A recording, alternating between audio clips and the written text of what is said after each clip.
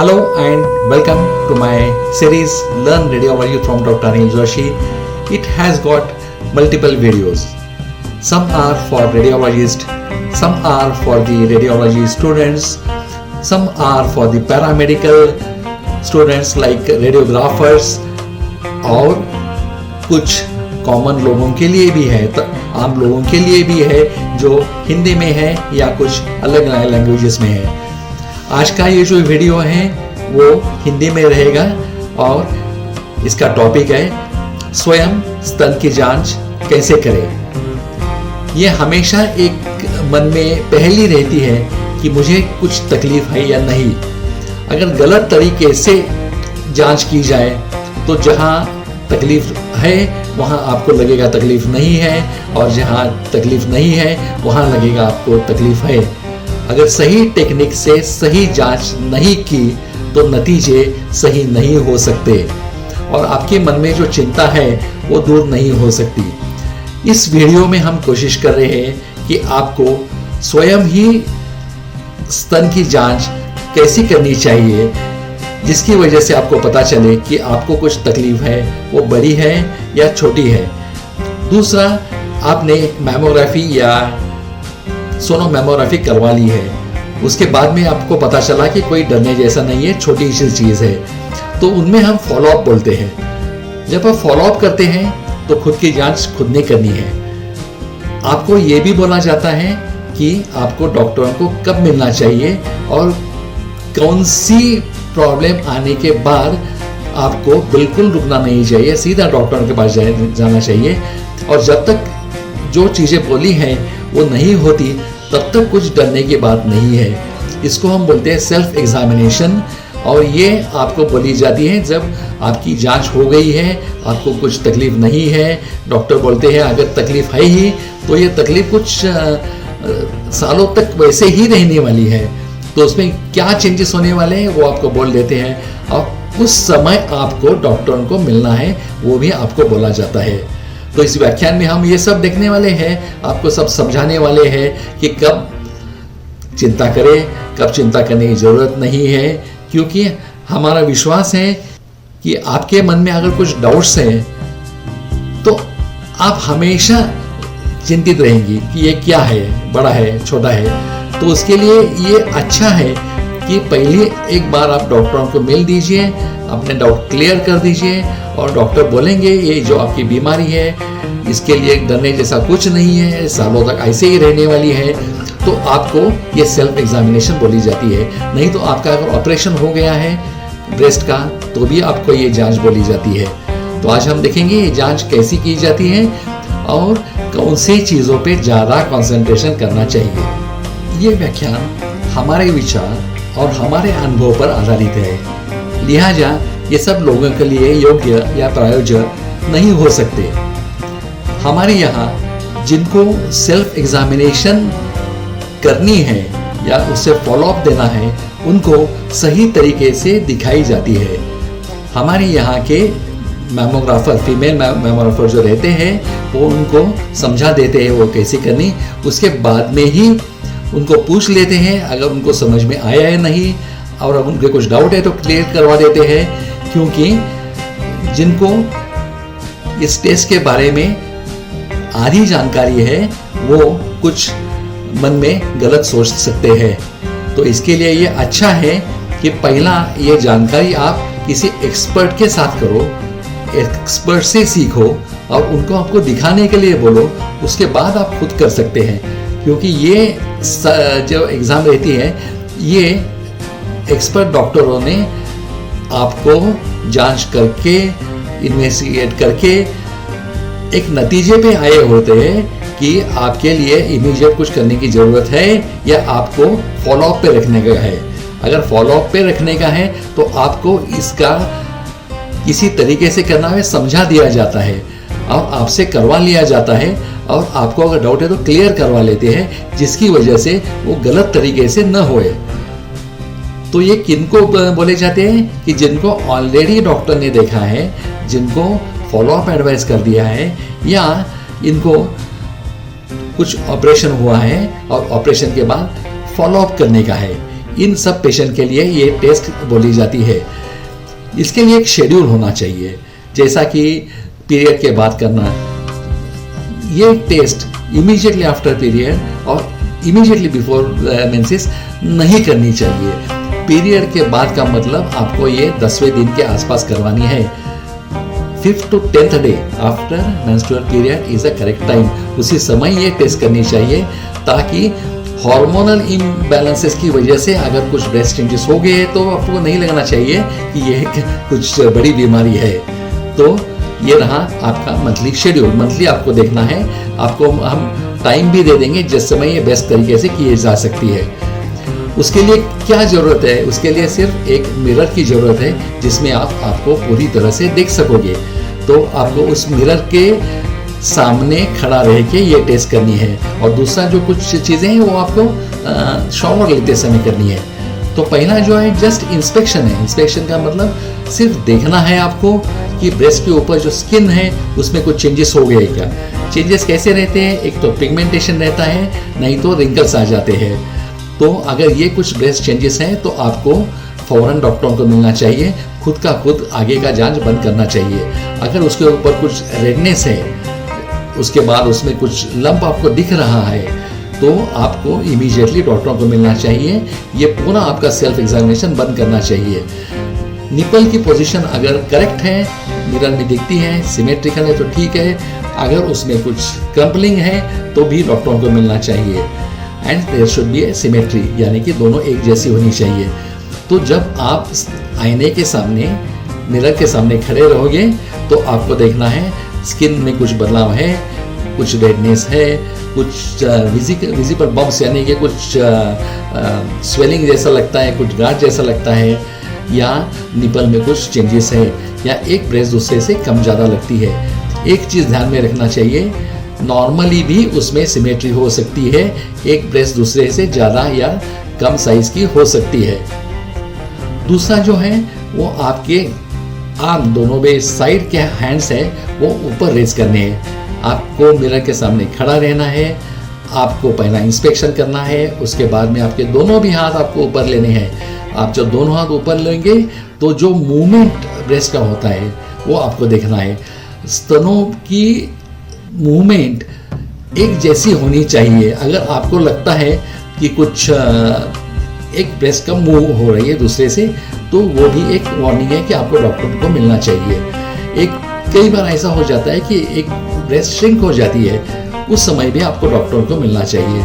तीसरा जो है, तो अगर आपको कुछ डाउट है कि आपके ब्रेस्ट में एक लंप है, कुछ गांठ है, तो कैसी देखनी चाहिए?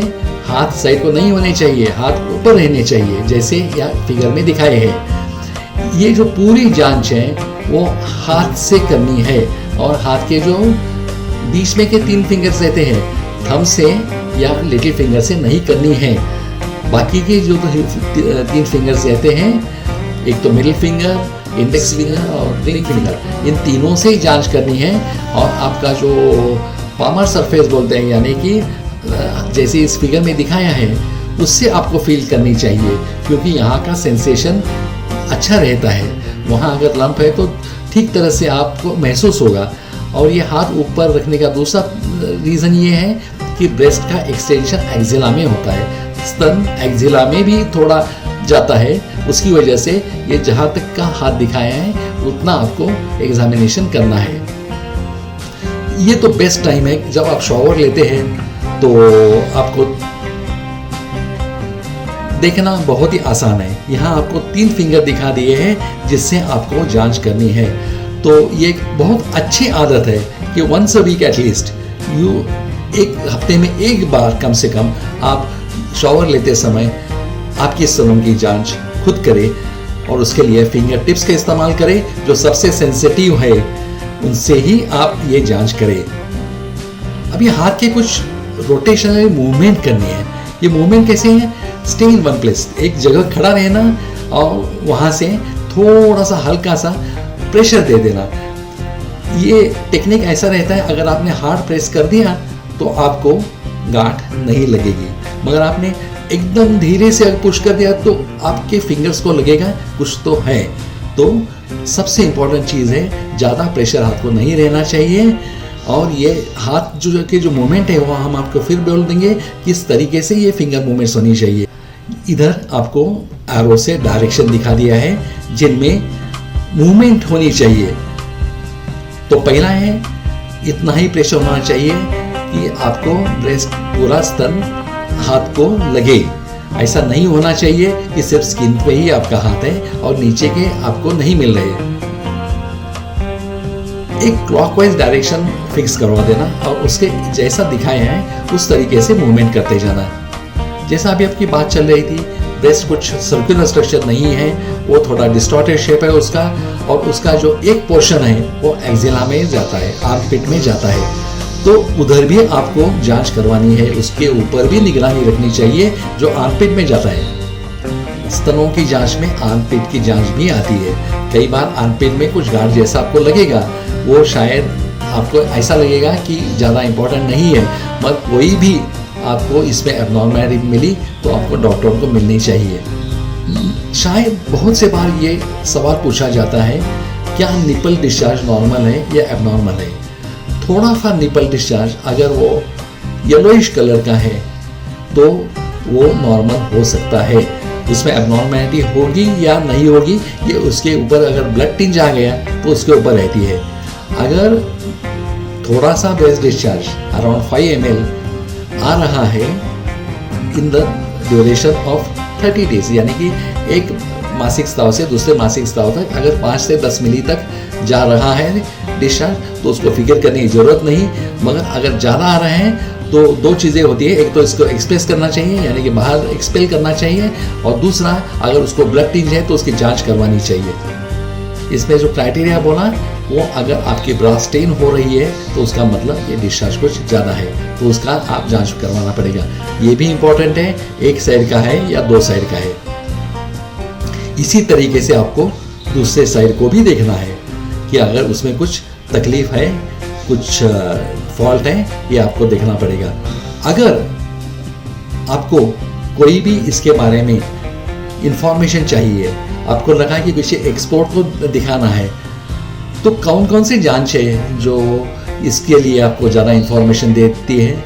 एक तो है डिजिटल स्कैनिंग मैमोग्राफी, जिसके ऊपर हमने वीडियोस बनाए हैं, आपको देखने को मिलेंगे, जिसमें अलग अलग वीडियोस पे अलग अलग इंफॉर्मेशन दी गई है। दूसरी स्कैनिंग अल्ट्रासाउंड भी किया जाता है जिसको सोनो मैमोग्राफी बोलते हैं, मगर उसका रोल लिमिटेड है। इसका रोल लिमिटेड है क्योंकि उसमें इंफॉर्मेशन जो मिलती है उसमें कैल्सिफिकेशंस डिटेक्शन इज लो, और ये कैंसर डिटेक्शन में कैल्सिफिकेशन डिटेक्शन इज इम्पोर्टेंट। तो इसके लिए स्कैनिंग मैमोग्राफी में हमेशा एक्सरे मैमोग्राफी का ही यूज़ किया जाता है। मगर स्कैनिंग अल्ट्रासाउंड अगर पेशेंट की उम्र 25 साल से कम है तो उसके लिए अल्ट्रासाउंड भी चलता है, उसको सोनो मैमोग्राफी बोलते हैं। स्कैनिंग मैमोग्राफी में आप किसी एक उम्र के पेशेंट की जांच करते हैं जिनको तकलीफ है या नहीं है, जिनको चांसेस लगते हैं उनको शायद हो जाएगी क्योंकि उनके कुछ रिलेटिव्स वगैरह को अगर ब्रेस्ट कैंसर वगैरह हुआ है तो उनके लिए स्कैनिंग मैमोग्राफी करवा देते हैं। नहीं तो बहुत से कंट्रीज़ में ये एक नेशनल प्रोग्राम रहता है। ये कभी चालू करनी, इसके लिए अमेरिकन कॉलेज ऑफ रेडियोलॉजी ने कुछ क्राइटेरियाज दिए हैं जो हमारे और कुछ वीडियोस में है कि कौन से उम्र में करनी चाहिए, किसको करनी चाहिए स्कैनिंग मैमोग्राफी, और कौन से वक्त रोकनी है यानी कि रुकवानी है। ये सभी चीज़ें दूसरे वीडियो में हमने दिए हैं। ब्रेस्ट एमआरआई ये एक बहुत अच्छी टेक्निक है, मगर ये जो कॉम्बिनेशन है, एक सोनोग्राफी और दूसरा मैमोग्राफी, ये कॉम्बिनेशन बहुत सी एक्यूरेसी एमआरआई के नज़दीक जाती है। और दूसरा स्क्रीनिंग के लिए एमआरआई ये बहुत ही एक तो कॉस्टली है, टाइम लेता है और उसकी ज़रूरत नहीं लगती। तो अगर स्क्रीनिंग ही करना है, दैट इज़ कोई कंप्लेंट है या नहीं, कोई तकलीफ है या नहीं, फिर भी अगर मैमोग्राफी करना है तो उसको स्क्रीनिंग मैमोग्राफी बोलते हैं, और वो कभी चालू करना कभी बंद करना ये हमने दिया है। उधर एमआरआई की ज़रूरत नहीं है। तो ये आपके लिए फिर एक बार सब दिखा दिया है कि किस तरीके से करना चाहिए। ये आप पॉज करके डिटेल में फिर एक बार देख सकते हैं। अभी हमने देखा खुद की स्तनों की जांच कैसी की जाती है। इसमें एक चीज बिल्कुल भूलना नहीं चाहिए कि अगर सही तरीके से ये नहीं की तो उसके परिणाम अच्छे नहीं मिलेंगे। पहला सोचना चाहिए कैसे करना और कैसे नहीं करना। जैसे आपको बोला, ये फिंगर से ही करना है, स्तन को पिंच नहीं करना। अगर स्तन को पिंच करके आप देखने लगे तो आपको लगेगा स्तन में गांठ है या कुछ तकलीफ है, वैसा नहीं करना है। तो ये जांच आपको तज्ञों से सीखनी पड़ेगी। जब भी आपको मैमोग्राफी होती है, नहीं तो आप ब्रेस्ट क्लिनिक में जाते हो, नहीं तो जहाँ सोनोग्राफी हो जाती है, उसके बाद ये टेस्ट आपको बोली जाती है कैसे करनी है। उनसे सीख लो, उनसे आपके डाउट पूछो और उनके गाइडेंस में एक दो बार करो और बाद में ही उसके ऊपर डिसीजन लो। सिर्फ वीडियो देख के या सुन के ये नहीं हो सकता। उसके लिए आपको तज्ञों से, विशेषज्ञों से या जिनको मेडिको सोशल वर्कर बोलते हैं, उनसे ही सीखना पड़ेगा। उनसे ये आपने सीखा तो आपके लिए बहुत से तकलीफ कम हो जाएंगी। और ज़्यादातर ये फ्रेश लोगों के लिए या जिनको डाउट लगता है, इनके लिए नहीं है। ये है जिनका मैमोग्राफी या सोनोमैमोग्राफी हो गया है, उनको फॉलो अप कैसा करना है। तो इसी से हम हमारा आज का व्याख्यान लेक्चर खत्म कर रहे हैं। हम आपको स्वास्थ्यपूर्ण जिंदगी की शुभकामनाएं देते हैं। किस्मत आपको जरूर साथ देगी।